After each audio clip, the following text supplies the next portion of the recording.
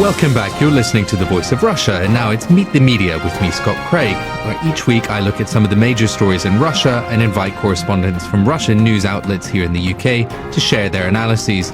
This week, I'm pleased to have back Alexander Smotrov from RIA Novosti, Margarita Stewart from Argumenti I Fakti in Europe. She's also Managing Director of Russian Media Services, and Viktor Balagadde is from Kommersant UK. Viktor, let's just get straight into it. It's obviously election fever in Russia building up to the presidential election on Sunday, isn't it? I mean, that's really the only story in town, isn't it? Yes, it is. But at the same time, you don't really feel that it is a fever. At least that's the way I perceive the current stage and the current state of the election campaign. I feel that everything is going very smoothly for the people who are supporting Mr. Putin. And Mr. Putin was very wise and very careful in the last few months. And he didn't give any chance and any food for people who sit on the internet and make fun of him. The last time when he spoke about something funny was quoting Kipling's book, The Jungle Book, and calling those people who came out on streets in Moscow banderlogis. But since then, that was in December, since then he didn't give any food to any critics, and that's why I feel that the presidential campaign went very calm, which I think Mr. Putin was looking for. And everything is going in his favor, and probably, as everybody knows, he'll be a winner. Alexander. Yeah, I was just about to add how the campaign was managed and organized. So he always takes a one-day break from his prime ministerial duties to make some kind of rally or to visit another city. So, and again, he shows that he's still in charge, and the small breaks for campaigning rather than to make it a full-scale campaign without the prime ministerial duties. And Margarita, I mean, has he been getting a smooth ride? I mean, as Viktor was saying, the polls are pretty solid. Things do seem to be going pretty smoothly for Putin at this stage, don't they? If we are talking about the media coverage, I also absolutely agree that it's going very smoothly, and even too much smoothly, on my point of view. So if I talk about printing media, if I'm flicking through the newspapers now, so over the last few weeks, it just I have a flashing memories all the time that I already saw this somewhere in the past. And it's precisely, I saw this in Soviet Union time. I'm sorry, guys, but it was the situation, very similar situation.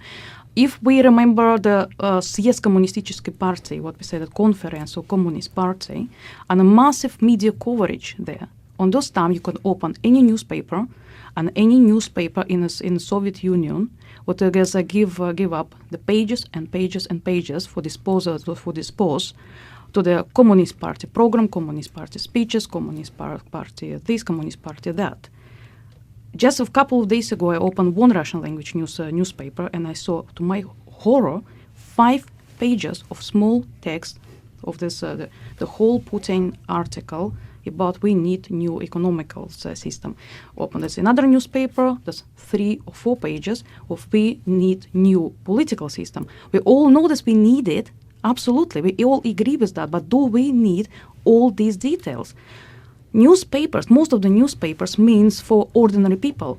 What they want to know, what, when, and how, without all these huge details. But now I have impression that a lot of medias having competition, who will publish the biggest, the largest article, forgetting the first and the most important the law of any media, that is the brevity, the soul of the wit and the talent. And I would add for myself the humanity and the mercy. Do not put also all the things. From my point of view, it is too much coverage for one candidate. We have an election on the 4th of March. An election is assumed is 2 or 3 more candidates. Where is the same amount of information about Zyuganov, about Prokhorov? Where they are? Where are their programs? Yeah, it looks like a 2-tier campaign actually, because like Putin campaigning somewhere else and all other candidates campaigning on the other field, and they've got these debates either themselves or with their representatives. And the most interesting dialogues and debates are among these people, rather than they all involved in it. And this is maybe the downside of this campaign. And also, again, it lacks visual representation, like concise comparison of programs and manifestos of the candidates, because we are living in 21st centuries, and it's long past these big articles, like 4-page foreign policy article. It should be presented in a much more concise and striking in terms of visual representation. People need some just a comparison. They have to know. It's the only I read that Mikhail Prokhorov is the serious the candidate in British media. But why is nothing? Because I wish where is all luck to Vladimir Putin. I really agree with him and I respect him. But it should be something. It would be anyway. It would be much more interesting. And I think the biggest disappointment is that Mr. Putin just refused to take part in the live in the live discussions between all the candidates, and that was a huge disappointment. And of course, Alexander is totally right when saying that it's like it's just like, I mean, just imagine putting Manchester United playing in a second league division, and you see all these small teams from local teams from north and south of England playing a monster of, let's say, Manchester United. So it's a very uneven election, and even looking at the fact, Ms. Stewart was very right by saying the newspapers, but if you look even at the TV, at the first channel, in the last 2 months we had, I think, around 6 documentaries dedicated to Mr. Putin, and in all of them, the main idea was that Mr. Putin is the savior of Russia after the 2008 economical crisis. It is thanks to Mr. Putin Russia is feeling well, and so on and so on. So it's the same idea throughout all those 6 movies, and those are well done documentaries. One of them is made by BBC, as we know, and of course, they did not portray Mr. Putin there as a savior of Russia in economical crisis, but as we've discussed in our last panel, I mean, the campaign is almost over, but as you said at the beginning of the program, I don't feel the fever of the campaign. I mean, the thing that strikes me about this practice of writing article after article after article, I think the latest one is about foreign policy.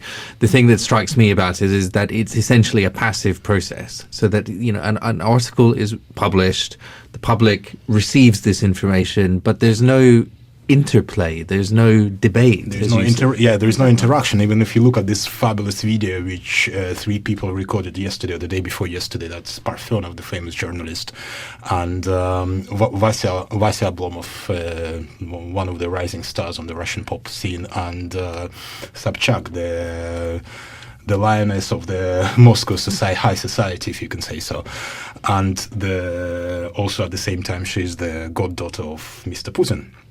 So, and that video was just a very humiliating video for Mr. Medvedev, where they're just straight accusing him that he's the one who gave hope to the Russian society 4 years ago, but now he's leaving his presidential post, and the country is just left in oblivion, and they're very much disappointed about what he did in these 4 years. So, and in that song they are mentioning that, yes, you've introduced the Twitter, yes, you are always on Twitter, but it's only one-way ticket. I mean, you are sending the message to the country, but when the country is saying something back, you are not replying to it. You are just sharing your thoughts and so on.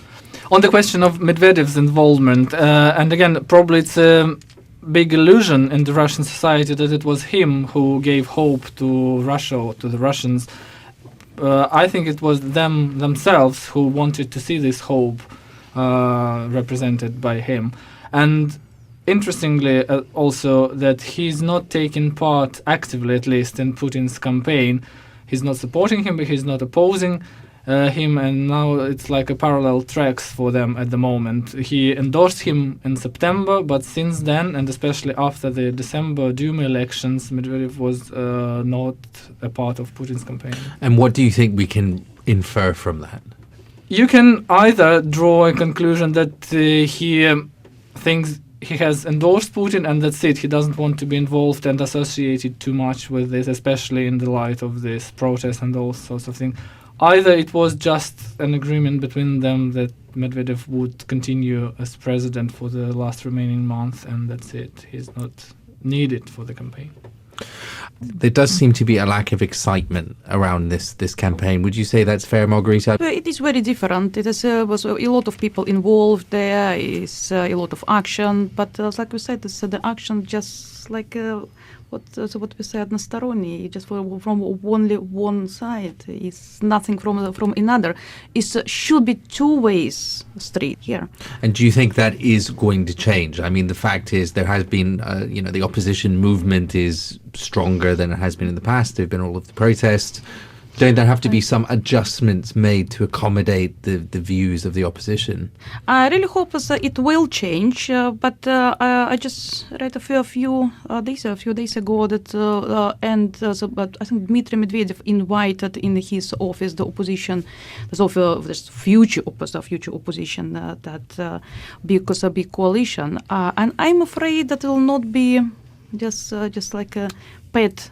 Opposition. Well, you have to mention, and you shouldn't forget, that there is this new laws which were passed in the State Duma, and this is a big step forward. Even Mr. Khodorkovsky from prison mentioned that this is a big step forward. I'm not saying I'm not saying this is a huge progress where Russia hasn't. The laws on, just to be clear, the laws on making it easier to register political exactly. parties. Yeah, the laws I'm talking about is that now you need only 500 people to start a new party, not 40,000. I think you don't need to collect the signatures if you want to take part in a political campaign, and so on and so on. So anyway, basically the laws which are easing the political process in Russia, and as I say, that this is not where Russia hasn't been already. Russia has passed that stage, but unfortunately, due to one personality, the step was taken back. I really like the way Mr. Berezovsky put it to last week in the London School of Economics during his speech. He said that in 90s, Mr. Gorbachev was the epitome of conservatism, and Mr. Yeltsin was the epitome of democracy and progress. But now, 20 years have passed. Now it is Mr. Gorbachev is the epitome of democracy and progress. So it means that Russia as a country, or the state of democracy, or the state of political society in the country, went back almost more than 20 years ago.